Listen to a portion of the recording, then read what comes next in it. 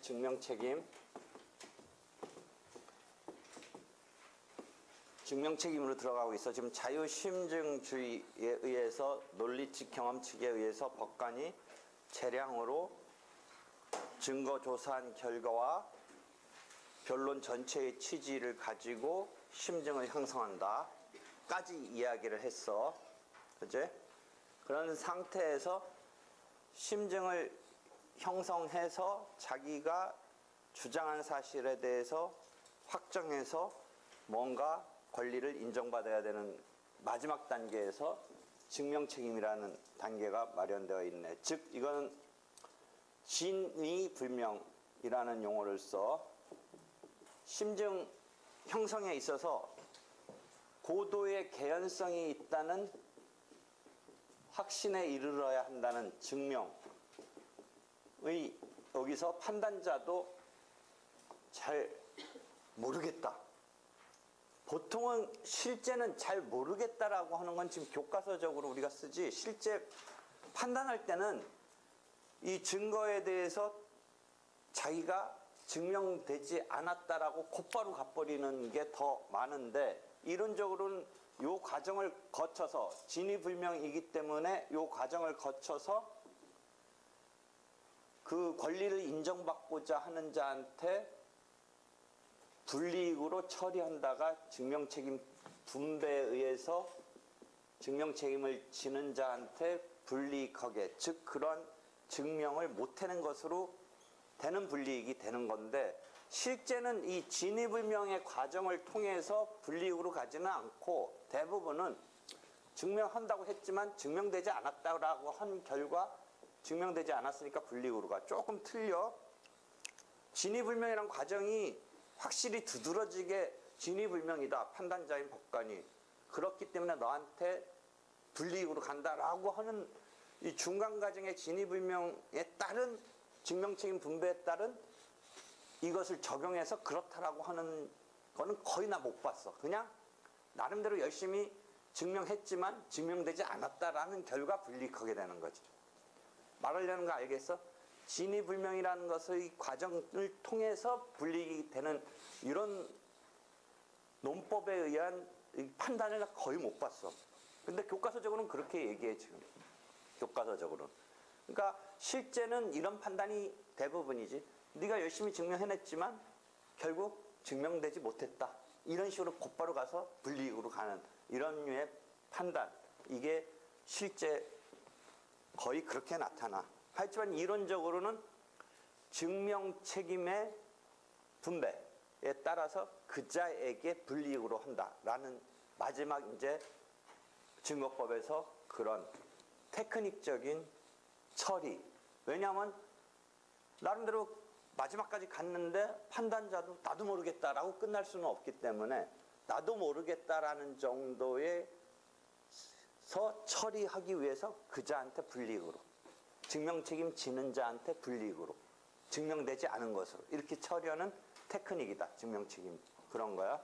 실제 증명책임을 어떻게 분류하느냐라는 것에 대해서는 몇 가지 학설이 있는데, 여러분이 민법에서부터 막 그런 증명책임이 누구에게 있다 막 이런 건 배웠는데, 대표적인 일반적인 입장은 8-129를 보면 법률 요건 분류설이라고 그래서 실제 권리를 주장한 자가 자기 발생의 근거에 대해서 주장을 하고, 그러니까 증명책임 이전에 주장을 해야 된다는 주장책임 변론주의 첫 번째 명제도 우리가 배웠지. 그래서 발생 근거에 대해서 주장하고 상대방이 부인한다면 증명을 해야지. 그럼 이 발생 근거에 대해서 대항해서 이 발생을 성립에 대해서 막아내려는 이쪽 항변적인 성립에 대해서 장애, 저지, 소멸 이런 항변적인 것에 대해서는 피고가 증명책임을 지는 거지. 그러니까 소비대차 돈 빌려준 것을 전제로 한다면 대여 사실을 원고가 증명해야지. 그것을 증명하지 못하면 원고 청구가 인정되지 않는 불이익으로 가는 거지. 그것에 대해서 피고가 변제, 뭔가 유예해줬다, 기한이. 또는 이행 청구에 대해서는 동시이행 항변, 그 다음에 소멸시효 등등 우리가 항변이라고 얘기하는 것을 피고가 증명 책임을 지지. 그래서 그것을 증명함에 있어서 판단자가 진위 불명에 가면 그런 사실이 증명되지 않았다라고 처리하는 거지. 그러니까 증명 책임이 지는 자한테 불이익으로 가는 거지. 그치? 증명 책임은 또 입증 책임 또는 형사소송법에서는 거증 책임이라는 말을 더 일반적으로 쓸 수도 있는데, 요새는 입증 책임보다는 증명 책임, 민사에서는 그런 말을 쓰는데, 그런 법률 실체법적인 요건에 따라서 분류해놨다라는 게 법률 요건 분류설이야.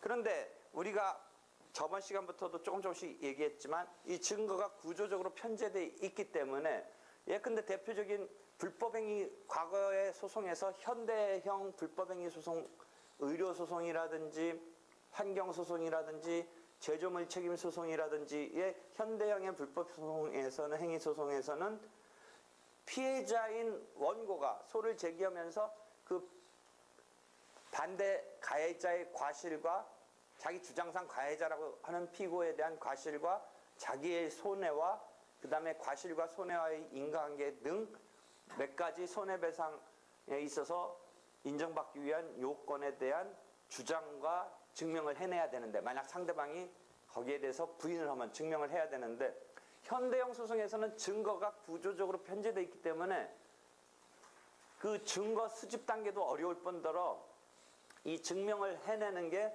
여러 가지로 수집 단계도 어렵고 하니까 이자한테 그것을 갖다가 증명 책임을 져서 결국은 증명을 마지막 단계에서 불이익으로 간다면 손해배상을 못 받게 되는 거지. 그러니까 그 증거가 구조적으로 편제되어 있는 입장에서는 상당히 곤혹스러운 현대형 소송 부분에서는 그런 양상이 나타나지. 그렇지만 우리가 민법에서 손해배상 750조 불법행위 손해배상 청구를 하려면 피해를 입었다는 자가 원고로 나서서 가해자라고 주장하는 지목되는 피고의 과실, 또 자기의 손해, 그다음에 인과관계, 또 그런 행위가 위법하냐 아니냐 이런 것에 대해서 몇 가지, 네다섯 가지의 우리가 민법 750조 불법행위에서 배웠던 요건에 대한 것이 이쪽으로 넘어와서 원고가, 피해자인 원고가 증명 책임을 지는 단계 분배가 되어 있다라는 거지. 근데 그게 과거의 단순한 불법행위에서 정립된 그게 지금 기준으로 현대형 소송의 불법행위에서는 곤혹스러운 양상이 있으니까, 그럼 그 법률 요건에 의해서 분류하지 말고 새로운 학설 등은 오른쪽 보면 423면 보면 위험 영역설이나 증거 거리설 이런 것도 본격적으로 인정받지는 못하지만 자꾸 생각해내는 거야.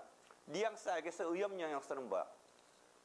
그 영역의 기준으로 법률 요건으로 하는 게 아니라 영역 또는 거리, 증거의 거리 이런 것을 기준으로 삼고자 하는 입장이란 말이지. 위험 영역설은 예를 들어 손해배상 사건에 있어서 인과관계 증명에 관해서 손해의 원인이 가해자의 위험 영역. 의료가구 같은데 뭐야? 그쪽 수술실에서 막 이루어진 그런 거. 그러면 오히려 피해 입은 그 환자 측이 아니라 그쪽이 뭔가 증명해야 되는 거 아니냐. 근데 사실은 자기네가 또 과실 없다고 증명하기가 쉽지가 않지. 하여튼 증거 거리에서는 증거와의 거리, 증명의 난이 이런 걸 기준으로 증명 책임을 분배하여야 하는 것 아닌가라는 학설 등이 막 나오는 거야. 그렇지만 그 주장하고자 하는 곤혹스러움에 대한 그 사람들이 말하고자 하는 취지는 이해되지만 여전히 법률 요건 분류설이라고 독일 민사소송법의 1900년도 초반까지의 대가인 로젠베르크라는 사람이 다 분류를 해놨어, 실체법에. 그래서 여러분이 민법에서 누구에게 증명책임이 있다, 누구에게 증명책임이 있다, 그거를 다 분류해놨어. 그런데 지금 일정한 영역에서 새로 일정한 어떤 문제점에서 그 분류에 따른 것이 적절하냐가 문제가 되면서 새로운 이론 등이 나오고 있지만 여전히 법률 요건 분류설을 유지하고 있다라는 거야. 그래서 그 423면 보면 법률 요건 분류설에 대해서 의엄 영역설이나 증거거리설이 대칭되는 학설로 나오는데 여전히 법률 요건 분류설을 취하니까 423면 밑에 그림 봐. 그게 무난하지 못하고 적절하지 못한 것에 대해서 증명의 곤란이라는 것에 의해서 어떻게 이걸 타파해 나갈 건가. 즉 제일 왼쪽은 학설 그 자체에서 반기를 들면서 적절성을 찾으려고 했던 건데 지금 오른쪽으로 오고 있는 건 법률 요건 분류설이라는 지금 일반적 입장을 어쩔 수 없이 전제로 하면서 뭔가 여기서 적절성을 찾아가려고 하는 게 크게 법률에 의한 어떤 적절하게 해주려는 입장과 해석에 의한 적절하게 해주려는 두 입장으로 그림을 보면 나뉘네. 법률에 의한 구제는 실제 우리가 드물게 있긴 한데 증명책임을 아예 전환해버려. 아까 의사의 무과실을 네가 수술실 영역에서 발생한 걸 우리가 피해 입은 사람이 어떻게 이걸 증명하냐. 뭐 이럴 때 조금 얘기했듯이 자동차 손해배상 보장법에 가면 그런 게 있어요. 여러분이 민법에서 많이 배워. 3조, 5조인가 3조인가 하기 가서 3조? 그러니까 자동차 운행을 이렇게 하다가 사고가 났으면 그 운행자가 잘못하지 않았음을 오히려 증명해야 돼. 그러니까 그런 사고가 났을 때 그쪽이 잘못한 걸 전제로 손해배상 들어갈 수 있기 때문에 자기가 빠져나가려면 그러니까 일반적인 불법행위 손해배상에서는 피해자가 그 자동차 운행에 따른 과실을 증명을 해야 되는데 그쪽이 과실이 없음을 증명 책임을 전환시켰다라는 게 자동차 손해배상 보장법 민법에서 여러분 배워. 그런 드물게 있어. 증명 책임 전환. 그다음에 법률상의 추정 좀 이따 얘기하고 앞에서도 한두 번 용어는 나왔는데 법률상의 추정은 뭐야? A라는 전제 사실 갖고 B라는 사실을 추정하는데 원래는 그 B 직접 사실 요건 사실로서 직접 사실을 증명하기가 힘드니까 전제 사실을 증명해서 추정 규정에 의해서 그 직접적으로 요건 사실을 증명됐다고 하는 건데 그게 자유심증의 심증에 의해서 사실상 추정되는 판사가 이렇게 하는 영역과 그걸 아예 법규화해 놓은 법률상 추정이 있는 거야. 일단 또 좀 이따 다시 설명할게. 그러니까 그 증명해야 되는 사람은 그 주요 사실, 요건 사실, 직접 사실 자체를 증명하지 않고 전제 사실, 간접 사실을 증명해서 이게 추정이 되면서 뭔가 이 증명하기 어려움을 이렇게 비껴나갈 수 있는 그것이 법률의 규정에 딱 마련된 것을 법률상 추정이라고 하는 거야. 그래서 간접 사실을 전제 사실을 증명함으로써 직접 사실 내지는 그 자기가 증명 책임을 지는 요건 사실을 추정해서 이렇게 증명하는 그런 게 있어. 한편 해석에 의한 구제는 제일 위에 자유심증의 심증을 증명됐다고 하려면 고도의 개연성이 있다는 확신에 이르러야 한다는데 저번 때 내가 그 고도자를 뺏는 테크닉도 있을 수 있다고 그랬지. 그러니까 심증의 영역에서 고도의 개연성이 있다는 확신에 이르러야 되는 것에서 고도를 빼줘서 개연성만으로 이건 그러니까 법관의 심증에 그 뭐 수치적으로 우리가 뭐 말할 수 있는 거는 아니지만 굳이 말한다면 막 99% 정도로 돼야 되는 것을 한 7, 80% 정도 6, 70, 80% 정도로 낮춰줘서 상당한 개연성 뭐 그냥 개연성 이런 정도로 낮춰줘서 법관이 99%는 아니더라도 오케이 해줄 수 있게 그것을 좀 낮추려고 하는 거고 환경공해소송에서 판례가 상당한 개연성설이라고 하는 그 학설을 받아들인 듯한 판례도 하나 나중에 볼 수가 있어. 그 다음에 뭐 모색적 증명 한번 용어 설명해 준 적 있고 사안 해명 의무 한번 설명해 준 적 있어. 뒤에 다 자세히 나오는데 이건 이제 법률에 의한 게 아니라 어떤 해석 등에 의해서 학설 등에 의해서 뭔가 이 증명 책임의 분배에 따른 고지것대로 법률 요건 분류설에 따른 분배에 따른 이 증명 책임에 있어서 결국은 불이익으로 가는 것에 대한 부적절성을 뭔가 해결하려는 학설 등이라는 거지. 일단 개요 알겠지. 그렇게 됐어. 그래서 다시 이제 항목 바뀌어서 법기술에 의한 증명책임 분배의 수정. 증명책임을 전환한다. 자동차 사고에 있어서 자동차 손해배상보장법 3조 단서가 있다라고 그 박스에 예를 하나 써놨죠. 아까 얘기. 그 다음에 법률상의 추정. 전제 사실을 가지고 간접 사실이지. 그런 의미에서 직접 사실, 즉 증명 책임을 지는 요건, 사실 요거를 갖다가 증명하는데 있어서 어떤 게 우리가 쓰이냐면 자유심증에 있어서 사실상 추정. 이건 뭐 심증의 어떤 형성에 있어서 뭐 있는 거지. 근데 요거를 법규화 해놓은 것을 법률상 추정이라고 한다라는 거지. 그렇지? 이렇게 되어 있어. 실제 법률상 추정에는 이 추정되는 게 지금 사실로만 표현했지만 권리일 경우도 있어. 그러니까 이 전제 사실로부터 권리를 추정하는 경우도 있어. 그러니까 법률상 추정 속에는 법률상 일반적으로 우리가 사실 추정인데 법률상 권리를 추정하는 경우도 있어. 민법 200조에 보면 뭐가 있니? 점유함으로써 뭐지? 200조가 뭐니? 권리 추정에 있어서 점유의 사실에서 점유할 만한 적법한 본건을 추정하는, 권리를 추정하는 거지, 권리. 그런 경우도 있어. 근데 일반적으로 우리가 법률상 추정은 이제 사실을 놓고 생각하면 되지. 그러니까 전제 사실을 가지고 우리가 점유취득시효 등에 있어서 20년, 10년 점유인데 민법 245조의 점유취득시효를 하기 위해서 보면 그걸 증명해내야 되는데 민법 198조 등을 보면 뭐야? 어떤 시점과 어떤 마지막 시점에 점유 사실이 있으면 그 사이에 점유한 것으로 추정한다. 20년을 그냥 다 또박또박 증명해낼 수 있으면 해내면 되지만 그 딱 시작점과 종기점을 가지고 그 사이에 넉넉하게 20년 추정했다. 그러니까 점유했다라고 사실상 추정하는 이런 게 민법 198조가 그런 거지. 그냥 조문화되어 있는 거야. 조문화되어 있는 거야. 그러면 혹시 저번 때 우리가 문서의 진정성립 추정 2단의 추정에서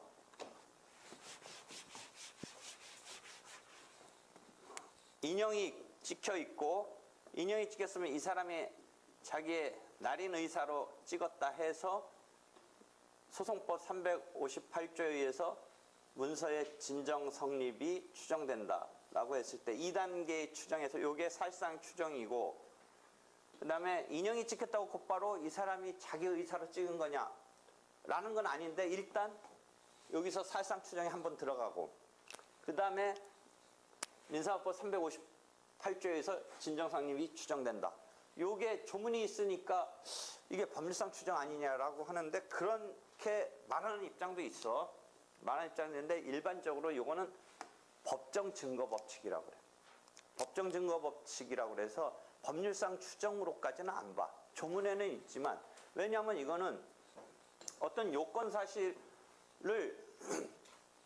이렇게 연결시키는 건 아니고 지금 소송법의 증거 법칙을 법률의 규정에 딱 만들어 설명했는데 그런 정도의 의미로만 봐주지 이걸 법률상 추정으로는 보지 않아. 어디에 그 말 잠깐 써 있는 걸 볼 수 있냐면 가서 보면 8-90 바로 위에 가봐봐. 맞네. 8-90 바로 위에 가봐봐. 옆번호. 문서의 성질에 따라서 추정 규정을 두고 있는데 하면서 첫 줄에서 둘째 넘어갈 때 법률상 추정과는 구별되고 법정 증거 법칙의 하나라고 본다는데 법률상의 추정이라고 보는 입장도 있다고 각조 47번에 얘기했지. 하여튼 이건 뭐 그렇게 이런 건 뭐 질문하지는 않아. 근데 그런 학설도 있어. 그러니까 조문에 있어도 지금 소송법에서 있는 거는 지금 법정 증거 법칙에 진정 성립 추정하는 거를 여러분이 한번 보긴 봤는데 이 형식은 비슷한데 그것을 법률상 추정이라고 보지는 않는다는 거야. 이렇게 해서 지금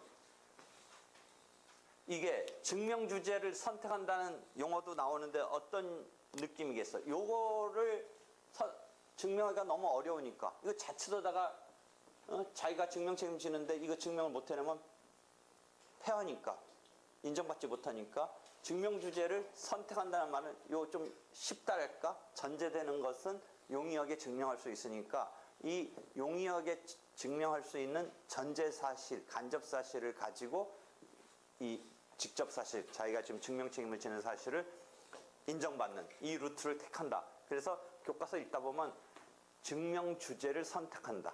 뭐 이런 용어도 나와. 주제를 선택한다. 그런 거야.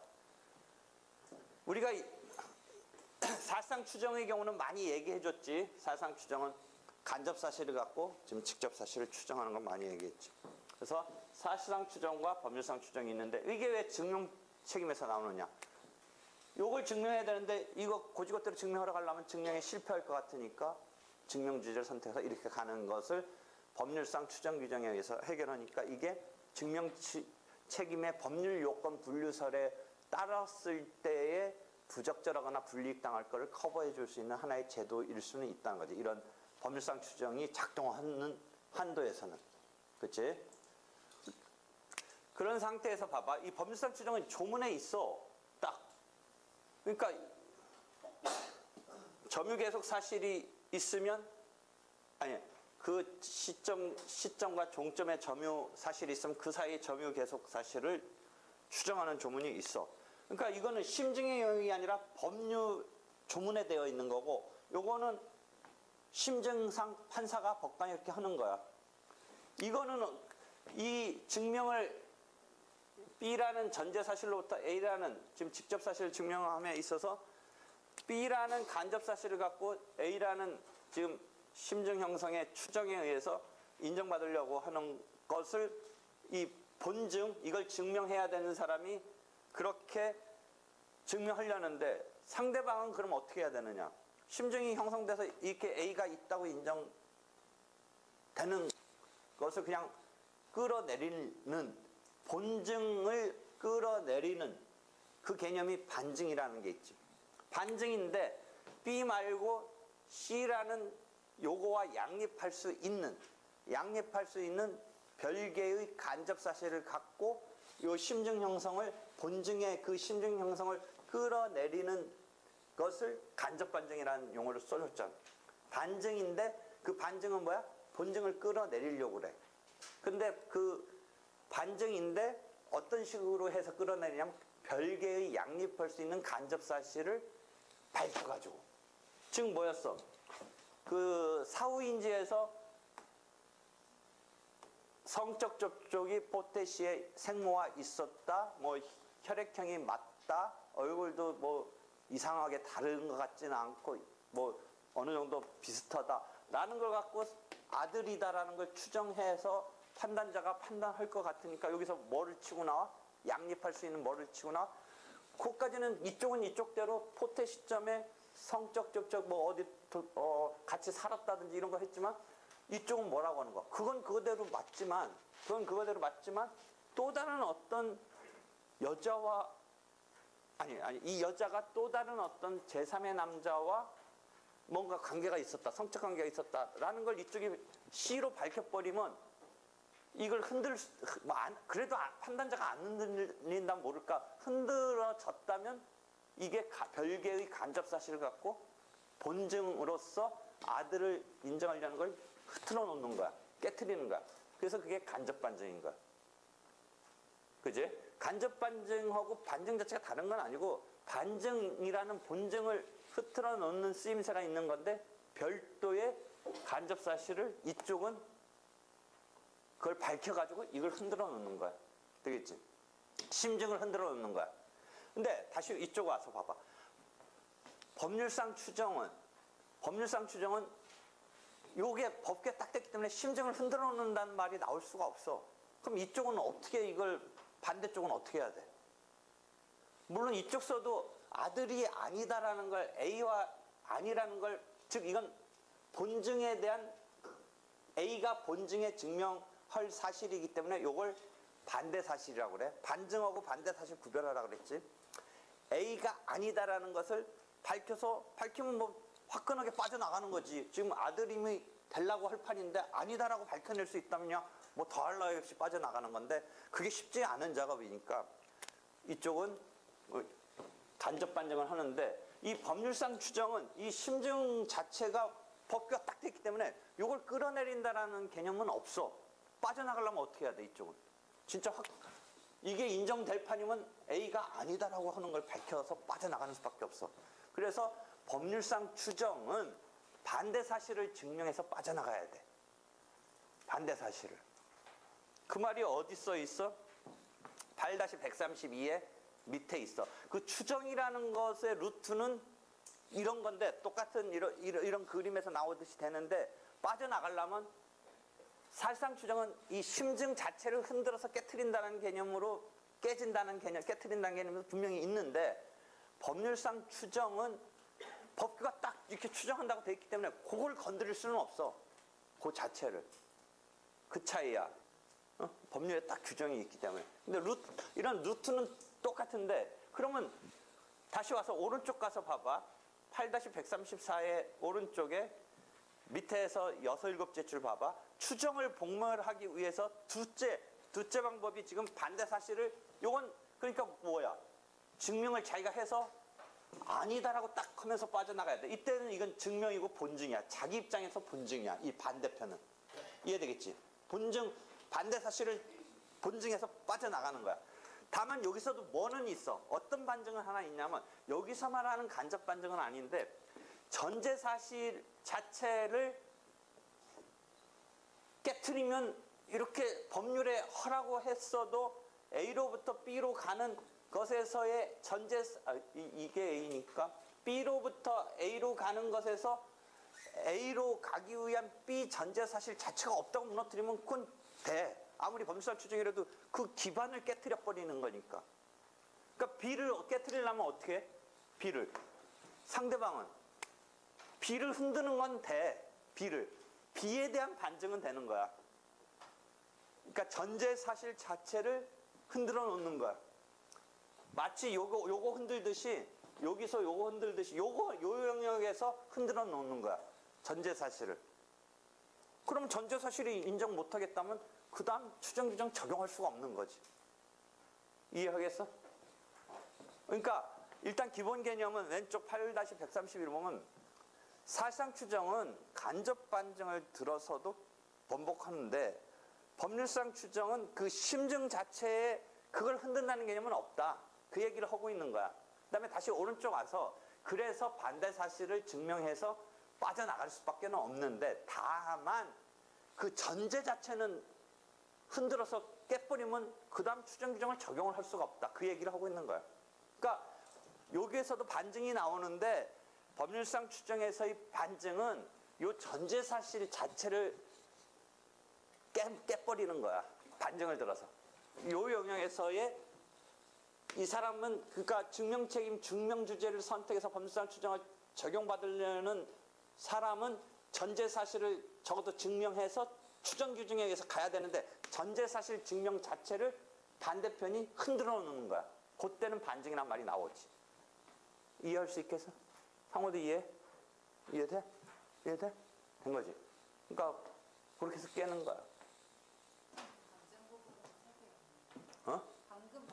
오른쪽에 복멸하기 위해서 반증을 들어 전제 사실은 갑사실에 관한 법관의 심증을 방해해서 본래의 증명 주제인 그 을사실이 진위불명이 되게 하는 방법이다. 즉 증명 책임은 요걸 증명해서 추정 규정에서 이렇게 가려는데 요걸 흔들어 놔서 전제를 없는 것 내지 무너뜨리면 추정 규정 적용을 할 수 없으니까 이 증명을 방해하는 거지. 못하게 하는 꼴이 되는 거지.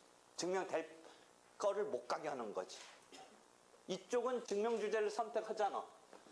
자기가 주요 사실을 증명해야 되는데 그게 너무 힘드니까 간접 사실을 증명해서 그게 법률상 추정 규정에 따라서 가려고 하는데 그 전제 사실 자체를 상대방이 무너뜨리는 거지. 반증을 들어서. 그때는 반증이 가능하다는 거지. 그거는 그 부분선. 잠깐 이거 맞아. 그 횟수는 어떻게 됐어 이제? 그러니까 방금 말씀하신 그 반증을 법률상 추정을 깨기. 반증이란 건 본증을 깨기 위해서 틀어놓은 일반 논리에서 우리가 총례에서 배웠지만 만약 여기서 적용한다고 했을 때 반증이 왜 나오느냐고 할 때는 요용에서 나올 수는 있다는 거죠. 요 부분서는. 전제사실에서. 그러니까 원래 반증이라는 건 뭐야? 본증을 깨기 위한 흐트러뜨리는 건데 요용에서는 그 본증 반증 개념이 나죠. 왜? 전제사실 자체는 요 사람이 증명하려고 하는데 그걸 흔들 때 반증이 나온다는 거죠. 요때는. 그럼 간접 반증과 반증을 구별하는 방법은 간접 반사실을. 그러니까 예컨대 법률상 주제는 간접 반증이란 말이 나올 수는 없지. 왜냐면 간접 반증은 반증을 들어서 본증의 심증을 형성하는데 간접 반증적인 게 지금 이 사실상 추정에서 나오는 요 C잖아. 근데 법률상 추정은 이 심증을 이렇게 형성하는 것 자체가 법규가 되니까 그거를 흔들 수는 없어. 그거죠. 그러니까 요때는 반증을 들어서 하는데 그때 반증을 간접 반증과 대칭돼서 말을 쓴다면 뭐 쓰면 되겠니? 갑니다. 굳이 넣고 싶으면 직접 반증이라는 거야. 그게 직접 반증. 그렇게 됩니다. 간접 반증은 뭐야? 반증인데 별개의 간접 사실을 가져서 이 본격적인 증명하려는 자에 대항해서 깨트리는 거고 지금 그냥 아무 말 없는 반증은 지금 요 자체를 깨는 거는 요것에 대한 직접 반증이지. 요건 별개의 간접 사실을 갖고 요 B를 직접 타깃으로 한다면 지금 직접 반증 같은 게 상황이 나올 수 있지. 응?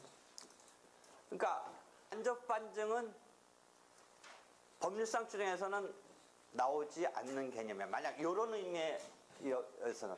그러니까 지금 법률상 추정 말고 그럼 법규화 된 건데 또 거기 가서 보면 뭐가 있냐면 사실상 추정과 법률상 추정의 사이쯤에 이릉의 추정이 있어. 이릉의 추정. 좀 이따 나와.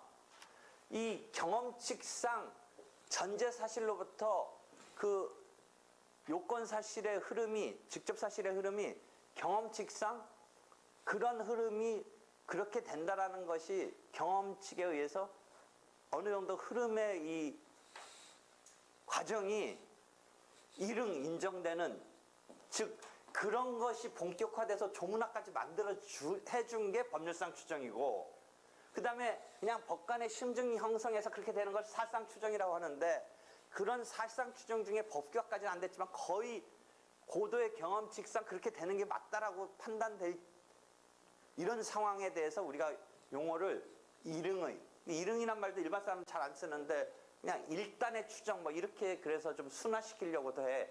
일본 용어고 우리는 이릉이란 말을 어떤 때 쓰긴 쓰나 꼭 우리말 아니라고는 할 수 없는데 이릉을 언제 쓰냐. 그냥 우리말에 이릉 그렇다고 하자. 이렇게 하면 좀 이상하냐? 이릉 그렇다고 하자. 이런 말 쓰긴 쓰잖아. 일단 그렇다고 하자.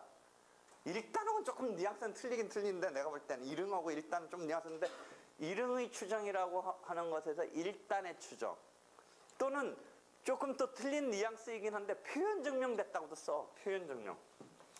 표현 대리할 때 그 표현. 완벽한 건 아닌데 뭔가. 그러니까 이릉의 추정, 표현 증명.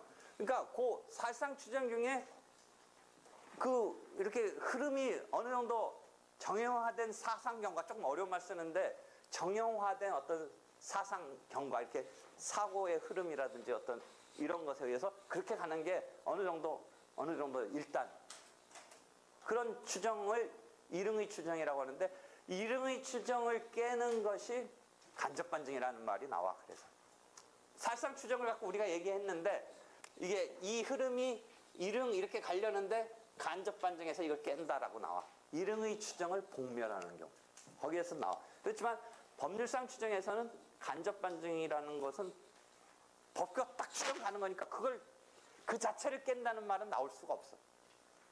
그러니까 법률상 추정은 반대 사실을 증명해서 깨는 거야. 반대 사실. 반증하고 반대 사실 알겠지? 반증. 그러면 그래서 이게 사실상의 차이가 아까 사실상 추정에서 반증은 주로 간접 반증으로 나오고, 그 다음에 법률상 추정에서의 반증은 요 전제 사실을 깨는 거니까 그때는 직접 반증으로 나타나는 거지. 이해하겠어? 요거를 다시 그려줄게. 너무 그림이 이제 아깝겠어. B로부터 A로 추정하는 게 법률상 딱 있는 거잖아, 지금. 그지? 요거 무너뜨리면 되는 거잖아. 이거 쓸 수도 없잖아, 지금. 근데 이렇게 된 이상은 이쪽은 뭐야? A가 아니라는 반대사실을 증명해야 된다. 범사 추정. 거기까지 됐지. 근데 요걸 별개의 것을 무너뜨리는 게 아니라 요거 자체가 없다. 요걸 뭔가 판단자가 증명됐다고 하려고 하는데 요걸 끌어내릴 때, 요걸 끌어내리는 요때에 요거에서 요게 아니라고 할 때는 요때는 요 반증이 나타날 수 있는데 요때는 요거에 대한 직접 반증이 형태지, 별개를 갖고 요걸 깨는 게 아니거든. 사실상은 별개를 갖고 요걸 깨는 거니까 간접 반증으로 나오는데, 요걸 깰 때 나올 때의 반증은 직접 반증이 그렇게 되는 거야. 그게 아니다라고 그냥 반증은 하여튼 그 본증을 끌어내리는 거라고 우리가 총론에서 얘기했지. 책임의 전환과 제일 로마자 3번에 법기술에 의한 증명책임 분배를 뭔가 적절하지 못하다는 어떤 상황에서 수정한달까 뭔가 적절하게 해주려고 하나 테크닉 중에 증명책임을 전하는 건 아예 반대 사실을 네가 증명하라고 전환해 놓은 거잖아. 네가 무과실을. 지금 법률상 추정은 요까지만 얘기하고 있는 거지. 이런 조문이 있지. 조문이 있다 보니까 반대 사실을 증명하는 결과가 되는 거지. 그렇지만 여기는 딱 그냥 네가 A, C를 증명하라 이렇게까지 하고 있는 건 아니지, 여기는. 그렇지만 둘 다 어떤 조문에 의해서, 그러니까 증명책임 전환이 어떻게 보면 더 막 센 거지, 어떻게 본다. 되겠어? 또 한 번 나오네. 법정증거법칙이라고 427년 진정성립 추정, 문서의 진정성립 추정, 볼드체 가로 3번, 큰 가로 3번에 보면 그게 법률상 추정은 아니라고 보는 게 일반적인데 구별된다. 추정되는 사실이 실체법상의 요건 사실이 아니라 우리가 진정성립이라는 소송법에서 필요한 사실이다. 따라서 추정 사실에 대한 증명 책임 및 그 전환을 생각할 여지가 없다. 뭐 이런 차이점이 있지 않느냐. 하여튼 법률상 추정이라고 보는 입장도 있다고 아까 얘기했지. 그 다음에 이릉의 추정 내지는 표현 증명. 이건 사실상 추정 중에 보면 경험칙상 고도의 개연성이 있어서 주요 사실의 존재를 시사한다고 할 수 있는 경우에는 특별한 사정을 입증하지 못하는 한, 이 특별한 사정을 입증하지 못하는 한 밑에서 넷째 줄, 그게 간접 반증으로 그쪽이 뭔가 아닐 수 있다는 걸 입증하지 못하는 한 주요 사실에 있어서 확신에 달해야 했다고 보는 것을 말한다. 뭐 이런 거지. 사실상 추정 중에 이게 특수한 경우지. 특수한 경우. 일반적인 사실상 추정은 이제 판사가 이리저리 해서 뭐 그렇게 인정해주면 사실상 추정으로서 인정된 거다. 이런 정도다. 이건 막 조금 법규화까지는 안 됐지만 상당히 이게 정형적 사상 경과, 막 428면의 넷째 줄 보면 사상의 추이를, 어떤 사건의 흐름의 추이를 정형적 사상의 흐름이라고 뭐 경과라고 하는데, 이게 고도의 개연성을 가지는 것에 있어서 그렇게 했을 때는 그렇게 한다. 그래가지고 엊그제도 뭐 강릉에서 무슨 렌터칸지 뭐 카시오 해가지고 뭐 대학생들 막 바닥에 빠지고 그랬는데, 지금 이제 사고 원인은 뭐 드러났는지 어떤지 모르지만 결국 그렇게 빠졌으면 특별한 사정이 없는 한 뭐야? 운전자 과실했을 거라. 그렇잖아. 그거 거기다 써놨잖아. 그 특별한 사정은 뭐야? 내가 거기다 써놓은 거야. 나는 지금 오토파이로 해놨는데 낭떠러지 굴르면 특별한 사정이 없는 한 운전 잘못해서 떨어졌겠지. 그런데 특별한 사정은 뭐야?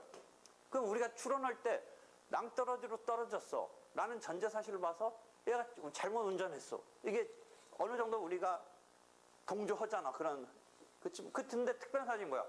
이 오토바이가 뒤에서 오는 트럭에 의해서 팍 밀려가지고 떨어졌다. 만약 그런 게 밝혀진다면 이건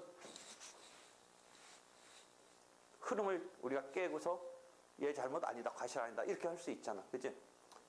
만약 그 운전자한테 청구하고 이런 경우인데 운전자가 가시는 거냐, 뭐 뒤에서 어떤 트럭이 팍 치고 가면서 어쩔 수 없이 빠졌냐, 뭐 이런 거가 따져질 수가 있다는 거죠. 근데 낭떠러지에 추락했으면 그건 낭떠러지였는지 뭐 하여튼 물에 떨어졌으면 바다에 떨어졌으면 운전한 사람이 잘못했을 거다라는 게 우리가 뭐 논리 경험칙상 그 법관의 자유심 중에 논리 경험칙을 갖다가 쓰는 사상 추정에서 그것에 대한 것을 갖다가 우리가 일단 추정해서 증명됐다라는 완벽한 의미의 증명은 아니지만 표현 증명됐다라는 말도 쓰고, 물론 그 개념이 또 틀리다라고 하는 사람도 있지만 일단 그런 정도인 거지. 그럼 이걸 빠져나가기 위해서 특별한 사정이 없는 한 양립할 수 있는, 얘가 과실이 있다라고 하는 것에 대해서 뭐 운전 부주의라든지 뭐 과속을 했다든지에 대한 것에 거와는 양립할 수 있는 뭐 어떤 걸 증명해서, 즉 뒤에서 트럭이 와서 그냥 툭 치고 가서 이런 게 간접 반증이 된 거면 빠져나갈 수 있다는 거죠. 즉 일응의 추정을 복멸하는 게 간접 반증. 물론 사실상 추정에서도 뭐 간접 반증이 쓰이는 식으로 해서 이 심증을 끌어내리는데, 요거는 이제 본격적으로 일응의 추정에서 간접 반증이, 그러니까 간접 반증은 뭐야? 증명 책임을 분배한 것을 한편한테 좀 편하게 해준 거야. 일응의 추정에 의해서 B라는 전제 사실을 갖고 A라는 사실에 대한 것을 좀 편하게 해줬는데, 다시 간접 반증은 뭐야? 상대방한테 또 조금 편하게 해준 거야. 상대방은 그렇지 않으면 뭐야? 일응의 추정이 되면 범죄사 추정에서처럼 A가 아니다, 자기네가 무과실이라는 것을 적극적으로 증명해 나가야 되는데, 만약에 반대쪽은, 근데 이쪽은 이쪽대로 뭐야? 간접 반증을 함으로써 양쪽한테 공평하게 증명 책임 분배에 따른 어떤 적절 부적절을 양분시켜 놓은 거야. 그래서 일응의 추정은 이쪽에 뭔가 분배에 있어서 조금 적절하게 해준 거고, 이쪽은 그 대신 반대 사실의 증명만으로 빠져나가게 하는 건 아니고 간접 반증으로 빠져나가게 할 수 있게 해줬다는 점에서, 거기 보면 8-137 후에 431면 5, 6, 7, 8째 주요 사실을 둘러싼 간접 사실에 있어서의 증명 부담을 양 당사자에게 분배하여, 이쪽은 이쪽대로 전제 사실인 간접 사실을 증명함으로써, 이쪽은 이쪽대로 간접 반증의 간접 사실을 증명함으로써 라는 의미에서 공평한 운영을 도모하는 기능을 가진다 표현이 그런 이야기야. 되겠지? 그러니까 간접 반증에 대칭되는 용어는 우리가 반증 속에 굳이 찾는다면 직접 반증이라는 용어를 찾아서 직접 붙이면 되는 거지. 되겠지? 왜 환경소송에서 이런 게 어렵냐면, 막 판례 같은 거 보면 이거잖아. 증명하는 게 이게 참, 환경소송에서 이런 거 있어. 과수원이 무슨 과수를 키우는데 갑자기 막 이게 다 죽고, 나무가 죽고 막 그래. 뭐 요새 미세먼지도 막 중국에서 날아나게 증명 어떡하게. 중국이 지금 증명하라는 거 아니야. 우리가 니네에서 날라왔다니까. 그제? 그럼 우리가 뭐 이렇게 보니까 뭐 대기도 그리는데, 뭐 또 중국은 그러지. 그건 하늘 위에서 날아간 거니까 증명되지 않은 거와 비슷하게 얘기하잖아. 그러니까 되게 어려운 거야, 이게. 근데 과수가 막 죽었어. 과수가 죽었는데 원인을 모르는 거야. 뭔가 원인을. 근데 홍수가 났는데 요 위에서 무슨 공장이 있는데, 약간 독극물 같은 화학물을 쓰는 공장이 있는데, 거기서 이제 규칙대로 이걸 폐수 같은 걸 처리하는 거가 막 규제도 있고 돈도 들고 그랬는지 몰라도, 홍수가 장마가 졌을 때 막 흘러내려보냈다는 거야. 흘러내려보내면서 뭐 그랬다든지, 아니면 공기 중에 그런 가스가 발생하는 어떤 공장에서 막 공중으로 날라왔다든지, 뭐 이런 싸움이 있을 수 있는 거야.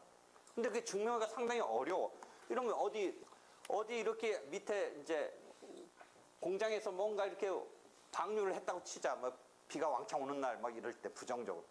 그럼 방류를 했으면 이렇게 해서 어디 큰 데로 막 흘러가는데 그게 이쪽으로 왔다. 뭐 이런 걸 증명을 하려면 어떻게 증명해야 되니 이거? 이쪽 피해 입은 과수원에서 너 때문에 우리 과수가 피해 입어서 이렇게 자라지도 못하고 망했다. 이거 증명을 해내야 되는데, 일견 원인은 그것밖에 없다는 거지. 갑자기 잘 자라던 게 올해 왜 그러냐. 근데 봐봐. 그러면 막 어려워. 위에서 뭔가 화학 좀 물질이 센 걸 방류했지만 그게 이 작물에 악영향을 끼치는 뭔가 그런 화학물질이 있는 건지, 그 다음에 그런 화학물질이 있어도 비 막 왕창 올 때 흘려보냈으면 그 농도가 어느 정도 돼야 이게 영향을 미치는지, 더더욱 이게 이렇게 흐름해서 이쪽으로 흘러왔는지 뭐 이런 것 등이 증명돼야 되잖아. 그 세 개가 다 증명돼도 이게 꼭 원인이라고 딱 단정될 수도 없어. 아까 말한 대로 물에 흘려보냈는데 그 물이 막 엄청 비 올 때 흘려보냈는데 그 농도가 뭐 이 농작물에 과수원의 나무에 해를 끼칠 정도인지. 그래가지고 위에서 뭐 이런 것도 해. 위에서 이렇게 돛담배 같은 거 띄워가지고 이렇게 흐름에 왔을 때 이 과수원으로 흘러오는지 뭐 이런 거 다 실험을 해서 하는데, 그러니까 이걸 인정하기 위해서 인간계가 막 논리적으로 딱 맞게 증명을 못 해내는 거야. 근데 그런 정도 하면 심증 형성에서 고도의 개연성이 있다는 확신에서 고도를 빼버린 거야. 그냥 개연성, 상당한 개연성이 있다. 막 이런 식으로. 그럼 그쪽은 간접 반증하려면 뭐야? 이게 흘러가도 뭐 이 농작물에 해가 없다든지 여러 가지 다각도로 거기는 반박해서 빠져나가야 돼. 간접 반증 이론 같은 걸 써가면서. 그런 싸움이 있다는 거야. 그래서 실제 그게 막 우리가 이론적으로 한 것을 딱 맞춰서 판례가 하지는 않는데, 하여튼 판례가 공해 환경소송 등에서 개연성 이론을 인정한 적이 있고, 한편 이쪽은 보면은 간접 반증 이론 비슷하게 해서 빠져나가게 하는 것을 나타낸, 그게 그 예에도 있고 해. 그래서 보면 동그라미 1번 봐봐. 얘 피해 질환의 특성과 그 원인 물질이 피해자에게 도달한 경로, 기업에 있어서 원인 물질의 생성 배출 여부 등이 이런 게 있어야지 이제 원인으로서 가해의 그 물질이 하천에 방류돼서 요거는 오염된 어류를 여러 해 걸쳐 먹은 결과로 공해병에 걸렸다고 해서 하는 경우를 생각했을 때, 그런 식의 증명 과정을 통해서 됐을 때 간접 반증 이론을 응용해서 그 과정의 일부를 상대방의 간접 반증의 대상으로 하여 피해자의 증명의 부담을 경감시키려고 한다. 그러니까 이렇게 해서 일응 증명이 됐으니까, 또는 이제 일응의 추정 말고 고도의 개연성에서 뭐 개연성에서 됐다고 하자 뭐 등등 하는데, 그럼 상대방은 간접 반증을 들어서 빠져나가라 뭐 이런 테크닉을 쓴다. 여기서는 일응의 추정에 대한 간접 반증의 예로서 그 430면에 얘가 있네. 그 다음 챕터 바뀌어서 그 밖의 증명책임 보완 이론으로서 개연성설. 이건 심증의 영역이지, 심증의 영역. 그 다음에 심증도에 의한 비율적 인정. 증명하기 힘든데 이런 건 뭐에 쓰니? 우리가 평균 기대여명도 이런 확률이야. 사람이 자기가 손해배상 받으려면 자기가 그때까지 뭐 정년이 60세, 65세까지 자기가 산다는 걸, 자기가 50세에 죽을 수도 있는 건데 자기가 60세, 65세까지 받으려면 그때까지 산다는 것에 의한 손해잖아. 그 일을 못하면. 근데 그거 어떻게 증명하니? 평균 기대 여명 이 표를 이용한다라고 그랬지. 평균. 보통 너 출생연도의 사람은 83세까지 산다. 뭐 이런 거에 의해서 그때 그러면 65세까지는 네가 산다는 걸 전제로 손해를 입었다. 뭐 이런 것도 약간의 확률적인 거지. 평균 비해 발생률 이런 거를 예를 들어놨네. 내가 신문기사 중에 그거 있네. 무슨 소음 때문에 돼지가 폐사했다고 주장했고, 그래가지고 이걸 갖다가 무조건 폐사했다가 아니라 그런 상태에서 뭐 폐사는 몇 퍼센트 정도의 피해다 뭐 그렇게 해서 확률적으로 했다 뭐 그런 거 하나 있네. 그치? 이게 이 인과관계 같은 게, 과실과 인과관계 같은 게 딱 그렇지 이다 아니다라고 하기가 애매하니까 그냥 접점을 찾은 거야. 절정점. 한 15%에서 잘못 결과적으로 2%는 뭐냐면 15% 정도 잘못했으니까 물어줘라. 뭐 이런 정도의 느낌이야. 과실상계는 좀 틀려. 과실상계 그 자체는 아니고 그냥 원래는 잘못했으면 인정돼야 되고 죽은 거가 잘못한 거였으면 다 물어줘야 되고 뭐 이런 건데 그게 잘 안 되니까 증명이 잘 안 되니까 막 이렇게 통계적으로 해서 그냥 양쪽을 이렇게 잘 이렇게 아우르는 류의 판결인 거죠. 그다음에 역학적 증명 같은 것도 많이 쓰여. 역학이라는 거 알겠지? 역학. 이게 무슨 점 보는 역학이 아니고 이렇게 추적한다 뭐 그런 거야. 어떤 뭐냐면 담배 소송에서 이 용어가 쓰였어. 어떤 사람들이 죽었고 간암인데 이 사람들이 담배를 많이 폈어. 그럼 담배 피우면 다 죽냐? 다 간암 걸리냐? 안 걸리냐? 뭐 이런 걸 역학적으로 이렇게 본 거야. 근데 일반적으로 담배 많이 피우면 암에 걸려서 이게 있긴 있는데 그럼 이 사람이 과연 담배 펴서 안 걸렸느냐? 그것까지는 또 개별적 역학관계는 인과관계는 또 없어. 추상적인 일반적인 인과관계까지는 인정해. 담배를 피우면 뭐 암 같은 거 많이 걸린다. 뭐 폐암, 간암이 아니라 폐암 뭐 이거 한다. 일반적인 역학관계 있는 거. 이 사람도 담배 핀 건 맞지만 이 사람이 폐암 걸린 거 맞지만 과연 이 사람한테도 그럼 그 담배 펴서 이 사람 폐암 걸렸다고 하느냐? 그러니까 하여튼 역학을 했더니 역학적으로 볼 때 담배 피우면 뭐 이렇게 폐암이 있긴 했는데 개별적으로 얘한테는 아니다 해서 담배 소송 다 한국 사람은 졌어. 담배 소송 그런 것 때문에 추상적 일반적 역학까지는 따져줬는데 개별적 인과관계를 인정 못한 거야. 개별적인 그런 거야. 한편 이제 증거 수집적인 측면에서 모색적 증명, 사안 해명 의무 이런 게 나오는데 거기 하나 그때 얘기했잖아. 항공기 추락사고 뭐 이게 손해배상을 받아야 되는데 뭐 때문에 추락한지도 모르겠고 할 때 모색적 증명 같은 거 막 그냥 툭 던지는 거야. 툭 던져보는 거야. 그러니 모색이란 말. 근데 그런 거 왜냐면 우리가 증거를 신청할 때는 자기가 뭘 증명하려고 하는데 이렇게 신청하는 거고 그 전제로 어떤 뭐가 잘못했다 뭐 이런 걸 얘기해야 되는데 그게 깜깜한 거야. 그러니까 모색적 증명 해가지고 거꾸로 단서를 찾는 거야. 니네들의 잘못을 이걸 통해서 막 어디가 문제였기 때문에 이 사고가 난지를 거꾸로 찾아내기 위해서. 그러니까 증명책임을 분배한 것에 따라서 피해 입었다고 주장하면 자기가 다 증명을 해내야 되는데 그게 여의치 않으니까 어디서부터 손을 쓰면서 증명을 이게 모르니까 일단 모색적으로 해서 증명하는 수밖에 없다 이거야. 그 다음에 사안 해명 의무는 오히려 증명책임을 지는 쪽이 아니라 그쪽에서 사안을 해명해라 라는 아까 뭐 증거거리설, 의혹영역설 뭐 이런 거하고도 또 어떻게 본다면 일맥상통한 뭐 이런 거지. 독일의 이론 등이야. 이 모색적 증명이랑 사안 해명 의무는 독일의 이론인데 거의 뭐 이론으로 그치고 있으니까 그렇 생각까지도 하는구나. 키워드는 8-140의 두째 줄.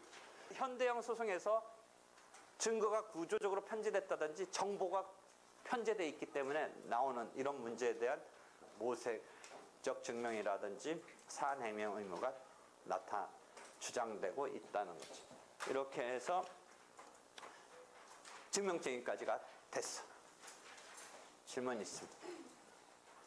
그렇지?